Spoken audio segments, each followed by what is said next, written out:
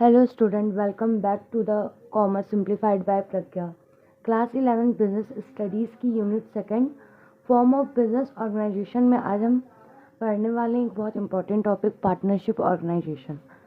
इस वीडियो में हम समझेंगे पार्टनरशिप क्या होता है, इसके एसेंशियल फीचर्स क्या हैं, evaluation of partnership, types of partnership, साथ ही एग्ज़ाम ओरिएंटेड पॉइंट्स भी कवर करेंगे। तो अगर आप पार्टनरशिप का कॉन्सेप्ट बिल्कुल क्लियर करना चाहते हैं तो नोट्स और पेन रेडी रखिए और वीडियो को एंड तक ज़रूर देखिएगा। क्या एक बिज़नेस को सक्सेसफुल बनाने के लिए सिर्फ एक ही इंसान काफ़ी होता है? कभी कभी बिज़नेस को ज़्यादा कैपिटल, ज़्यादा स्किल्स और बेटर डिसीजन मेकिंग की ज़रूरत होती है और वहीं से शुरुआत होती है पार्टनरशिप की। सबसे पहले तो देखा गया अगर कोई भी नया सिस्टम स्टार्ट किया जाता है तो ये ज़्यादातर इसका बेसिक यही होता है कि पुराने सिस्टम में कुछ लिमिटेशंस होंगी, तभी कोई नया सिस्टम मार्केट में या किसी से हम इंट्रोड्यूस करवाते हैं। तो इसमें क्या था कि जब हम लोग पहले फॉर्म्स ऑफ ऑर्गेनाइजेशन पढ़े थे तो उसमें हम लोग सोल प्रोप्राइटरशिप पढ़े थे, बट सोल प्रोप्राइटरशिप में भी कुछ लिमिटेशंस थी। उस लिमिटेशंस को ख़त्म करने के लिए पार्टनरशिप ऑर्गेनाइजेशन का इंट्रोड्यूस करवाया गया है। जैसे उसमें क्या था, लिमिटेड रिसोर्सेज थे, लिमिटेड कैपिटल था, लिमिटेड मैनेजरियल कैपेबिलिटी थी। इस वजह से पार्टनरशिप को एग्जिस्टेंस में लाया गया है। Trader established his trade in the beginning as a single individual. When his business start expanding, he appoint a manager in order to increase the managerial capability, and manages his finance by taking loan. However, when a sole trade enterprise expand beyond limit, in that case, management and finance both appear to be insufficient. जब हम कोई soul trade organisation की बात करते हैं तो ये obvious है कि एक समय बाद उसमें भी एक्सपेंशन होना ही होना है। प्रॉफिट ज़्यादा होता है तो भी एक्सपेंशन होता है, या कोई लोड ज़्यादा होता है तो उस लोड को कम करने के लिए हम इस तरीके से एक्सपेंड करते हैं कि हमारी जो रिस्पॉन्सिबिलिटीज़ है या हमारी कुछ डिसीज़न नहीं ले पाते हैं, तब भी हम बिजनेस को सोचते हैं कि रिस्पॉन्सिबिलिटी डिवाइड हो जाए, इसलिए भी हम पार्टनरशिप में जाकर बिजनेस करने का सोचते हैं। The sole trader takes his employees और some outsider as a partner. जब उसको लगता है कि उसके मैनेजमेंट और फाइनेंस दोनों इनसफिशियंट है, मैनेज नहीं हो पा रहे हैं, उस सिचुएशन में सोल ट्रेडर जो है अपने एम्प्लॉय या किसी आउटसाइडर थर्ड पार्टी को पार्टनर बना लेता है। और ओनरशिप जो होती है वो बिजनेस की भी जो सोल ट्रेडर तक लिमिटेड होती है कि एक ही पर्सन ओनर रहता है, इसमें वो ओनरशिप डिवाइड हो जाती है। In this way another form of business organisation is called partnership organisation. अब हम पार्टनरशिप की मीनिंग जानते हैं। Partnership means that form of organisation in which two or more than two person willingly join hand agree to run some lawful business. इसका मतलब ये है कि पार्टनरशिप का मतलब होता है जब कोई फॉर्म ऑफ ऑर्गेनाइजेशन जहाँ दो और दो से ज़्यादा पर्सन विलिंगली, मतलब अपने खुद के विलिंग से एक साथ हाथ मिलाते हैं और एग्री हो जाते हैं लॉफुल तरीके से बिजनेस करने के लिए, तो वो पार्टनरशिप होता है। They all invest capital in the business. उन लोग अपना कैपिटल को बिजनेस में इन्वेस्ट करते हैं और मैनेजरल एबिलिटी का कलेक्टिव यूज़ करते हैं और प्रॉफिट को शेयर करते हैं एंड लॉस अमंग दमसेल्स। जो भी प्रॉफिट और लॉस होता है उन्हें बियर करना पड़ता है। अगर हम पार्टनरशिप की definition according to Indian partnership act 1932 section 4 के अकॉर्डिंग पढ़े तो ये था कि partnership is the relation between person who have agreed to share the profit of the business carried on by all or any of them acting for all. इसका मतलब ये है कि पार्टनर जो एक शॉर्ट ऑफ एग्रीमेंट है दो और दो से ज़्यादा पर्सन के बीच में, जहाँ वो डिवाइड करते हैं प्रॉफिट वगैरह।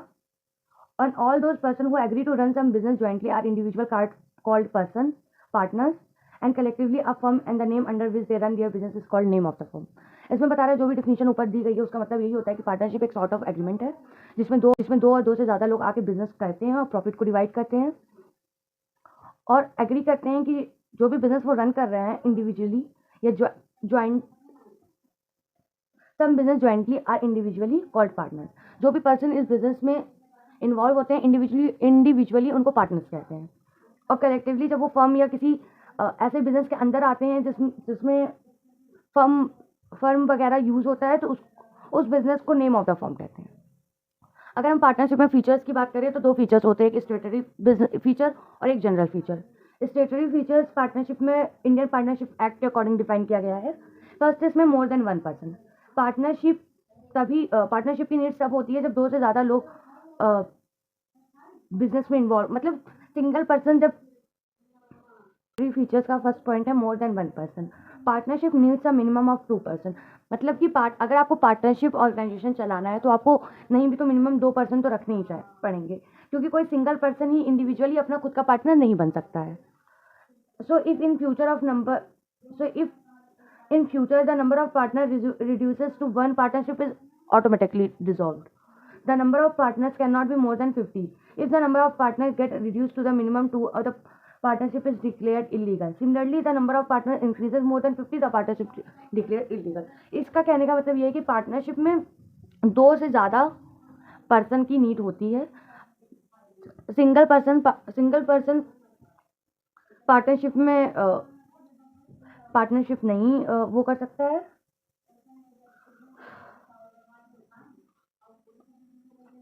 सिंगल पर्सन पार्टनरशिप में बिजनेस नहीं कर सकता क्योंकि वो खुद इंडिविजुअली खुद का पार्टनर नहीं बन सकता है। तो अगर फ्यूचर में ये नंबर जो है पार्टनर्स के रिड्यूस हो जाते हैं, 1 हो जाते हैं, तो पार्टनरशिप ऑटोमेटिकली डिसॉल्व हो जाएगी, ख़त्म हो जाएगी। उसी तरीके से मिनिमम पार्टनर 2 और मैक्सिमम 50 होने चाहिए। अगर मिनिमम पार्टनर 2 से भी रिड्यूस हो जाते हैं तो पार्टनरशिप इलीगल होकर ऑलरेडी ऑटोमेटिकली डिसॉल्व हो जाएगी। उसी तरीके से अगर पार्टनरशिप एक्सीड कर जाए 50 नंबर से तो भी पार्टनरशिप इलीगल कह के डिसॉल्व कर दी जाती है। सेकेंड है existence of business. The joining of 2 or more person can be called partnership only when they agree to run some business. It is very essential that business should be illegal. अब बता रहा है partnership में existence क्या, business का existence क्या है। 2 और 2 से ज़्यादा पर्सन जब ज्वाइन होते हैं तभी पार्टनरशिप होता है। Only when they agree to run some business, जब उन्हें कुछ बिजनेस रन करना हो तब। और बिजनेस जो ये बहुत इसेंशियल है कि बिजनेस उनका लीगल होना चाहिए।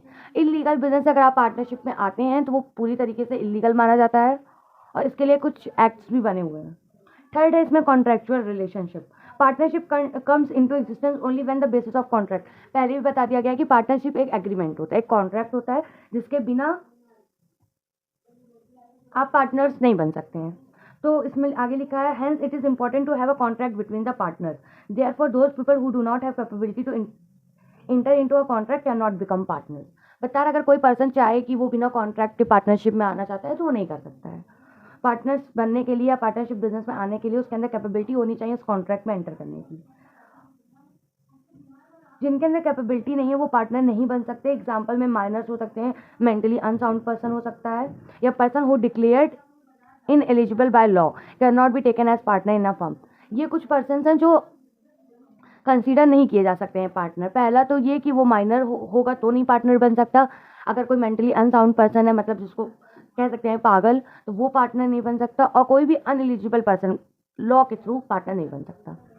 It is true that minor can be admitted as a partner under section 30, but his entry will not entitle him to be full-fledged partner because he is a partner। Entry को पूरे तरीके से partner नहीं entitle किया जाएगा, वो सिर्फ profit के समय में पार्टनर उसको समझा जाएगा। फोर्थ है प्रॉफिट मोटिव और sharing of profit. One of the main characteristics of partnership is to be earn profit in business and divide among to the partners. Any enterprise whose purpose is not earn profit cannot legally be partnership. It is important to understand that to have a share profit is important, but have to share in loss is not necessary. Hence, there can be partners who are admitted in the firm simply for sharing profit. For example, a minor partner only share the profit, not the losses. बता रहा है कुछ cases ऐसे भी होते हैं जिसमें आप सिर्फ प्रॉफिट शेयर करने के लिए पार्टनरशिप में आ सकते हैं। कोई ज़रूरी नहीं है कि आपको लॉस भी बियर करना पड़े। लेकिन मोस्ट इंपॉर्टेंट यही है कि पार्टनरशिप के जो बिजनेस है उनका मोटिव ही यही है कि प्रॉफिट अर्न करना, और वो लीगल नहीं माना जाता है। उसके बाद इसमें प्रिंसिपल एजेंट रिलेशनशिप। इसमें बताता है कि जो भी बिजनेसमैन है या जो भी पार्टनर्स हैं उनको भी प्रिंसिपल एजेंट, मतलब वो ओनर भी होंगे और एजेंट भी होंगे।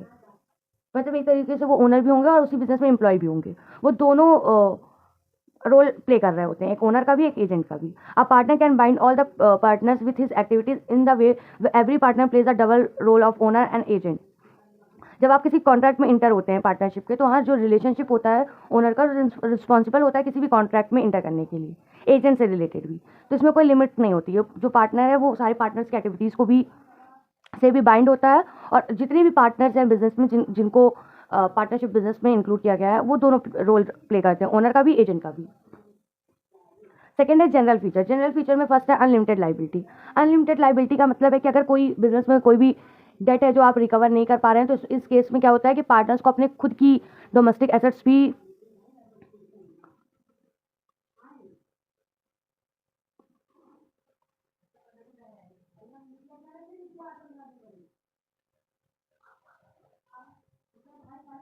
बी है हमारा general features which are not laid down in law और कॉल्ड जनरल कैरेक्टरिस्टिक्स। ये ऐसे फीचर हैं जो लॉ में नहीं आते। अभी तक हमने जो स्टेटरी पढ़ा था वो लॉ के से रिलेटेड थे, बट ये जो है ये जनरल फीचर है। पहला है इसमें अनलिमिटेड लाइबिलिटी।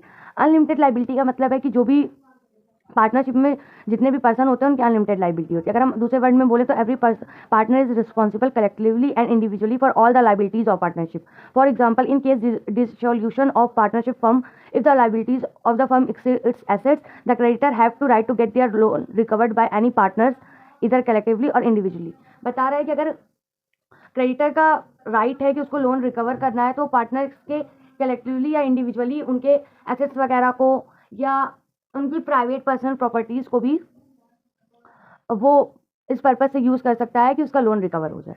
Second है no separate individuality. The existence of partnership cannot be separated from the partners. That means all the contract connected with the firm are also applicable the partners individually as well as collectively. कोई भी separate individuality नहीं होती partnership में। Partners और partnership के बीच में कोई भी सेपरेट इंडिविजुअलिटी नहीं होती। जो भी जितने भी कॉन्ट्रैक्ट हैं वो सब कनेक्टेड होते हैं फर्म्स के साथ और एप्लीकेबल होते हैं पार्टनर्स को भी, इंडिविजुअली और एज वेल एज कलेक्टिवली भी। Atmos good faith. Atmos good faith का मतलब है कि जो भी फेथ है पार्टनर्स के बीच में वही फाउंडेशन है किसी भी पार्टनरशिप का। अगर आपस में फेथ ही नहीं हुआ तो पार्टनरशिप का कोई जस्टिफिकेशन नहीं रहता है। इसका सिंपली मीन है all the partnership should give every type of information affecting the firm to one and another if necessary will consult with the. इसमें बात हो रहा है कि ट्रांसपेरेंसी होनी चाहिए, आपको फेथ होना चाहिए, आप जितने भी information firm to one and another if necessary will consult with the. इसमें बात हो रहा है कि ट्रांसपेरेंसी होनी चाहिए, आपको फेथ होना चाहिए, आप जितने भी इन्फॉर्मेशन आपको बिजनेस से रिलेटेड फर्म से रिलेटेड मिल रही है सारे पार्टनर्स को उसके बारे में पता हो। इवन आप कंसल्ट भी कर सकते हैं कोई भी डिसीजन लेने से पहले। And give a true account of all the business deals done by any one of them. उसके बाद है restriction on transfer of interest. It is clear on the basis of partnership is mutual faith, hence no partner can transfer his interest in the firm without approval of other partners. बिना दूसरे partners के approval के आप कोई भी interest को transfer नहीं कर सकते हो। All the remaining partners will be willing to accept the new partner only when they find him trustworthy। और कोई भी पार्टनर तभी नए जितने भी पार्टनर्स है वो तभी किसी नए पार्टनर्स को एंटर करने देंगे जब उन्हें लगेगा कि ये ट्रस्टवर्दी है और उसको उन लोगों को उसके ऊपर फेथ होगा। अब हम बात करते हैं टाइप्स ऑफ पार्टनरशिप की। टाइप्स ऑफ पार्टनरशिप इसमें 3 बेसिस पे डिवाइडेड है। पहला है जनरल और लिमिटेड पार्टनरशिप। अगर हम बात करें जनरल पार्टनरशिप की, it refers in that incorporated business which has 2 or more owners who have unlimited liability. General partnership में जो होता है जितने भी पार्टनर्स हैं उनकी लाइबिलिटी अनलिमिटेड होती है। On the other hand limited partnership 2 type का होता है, पहला जनरल और दूसरा स्पेशल पार्टनर। जनरल पार्टनरशिप एकदम जनरल पार्टनरशिप के तरीके होती है, इसमें भी लाइबिलिटी अनलिमिटेड होती है और स्पेशल पार्टनरशिप की लाइबिलिटी लिमिटेड होती है। There should be at least one general partner in the unlimited partnership, which means a partner with unlimited liability. Second is partnership at will and particular partnership. Partnership at will can be formed to run the business for an indefinite period, while particular partnership can be formed for some specific object. It ends with attainment and predetermined specific object. Partnership at will का मतलब है जब उनका मन किया business से related उन्होंने partnership में वो आ गए।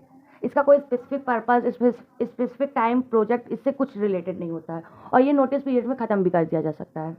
लेकिन पार्टिकुलर पार्टनरशिप को तभी फॉर्म किया जाता है जब कोई स्पेसिफिक ऑब्जेक्ट या स्पेसिफिक प्रोजेक्ट को पूरा करना होता है।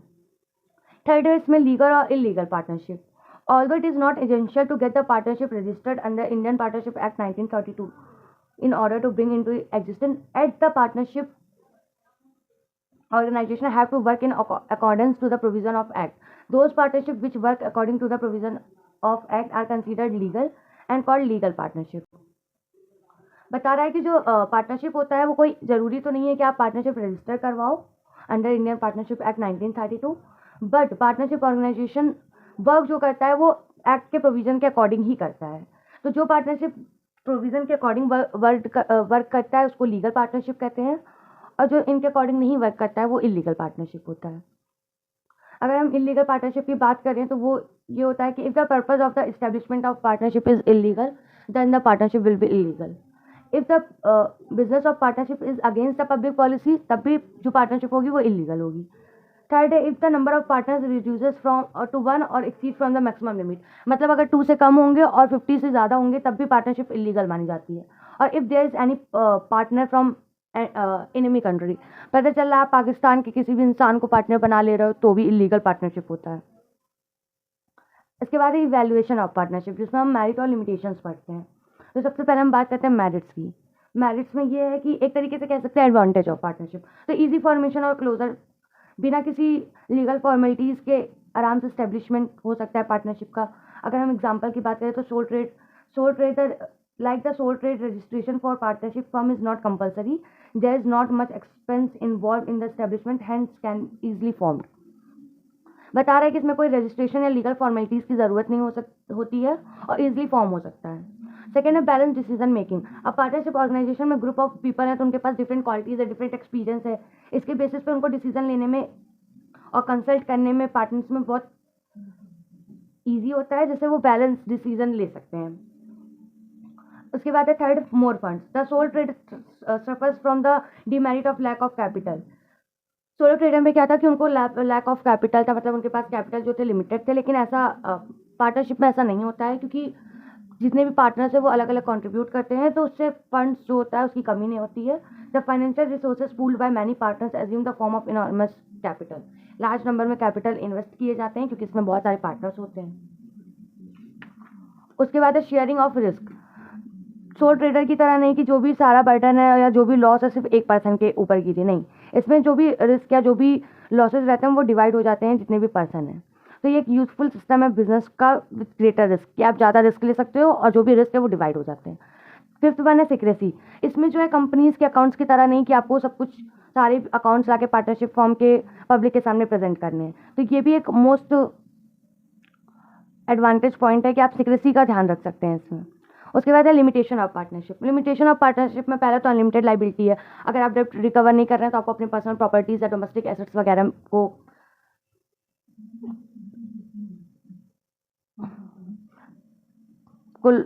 लूज करके आपको डेट को रिकवर करना पड़ता है। दूसरा है लिमिटेड रिसोर्सेज। पार्टनरशिप बिजनेस में भी फाइनेंशियल रिसोर्सेज जो होते हैं वो और जो कैपिटल होते हैं पार्टनर्स के, वो जितना वो कंट्रीब्यूट करते हैं उसी तक लिमिटेड रहता है। तो at the time of expansion of business financial resources prove to be insufficient. In such situation, limit to provide finance at almost ended in case of old partners, and the new partners also cannot be unlimited beyond a certain limit. Hence, the partnership system is not useful in respect of continuously developing business or big size business.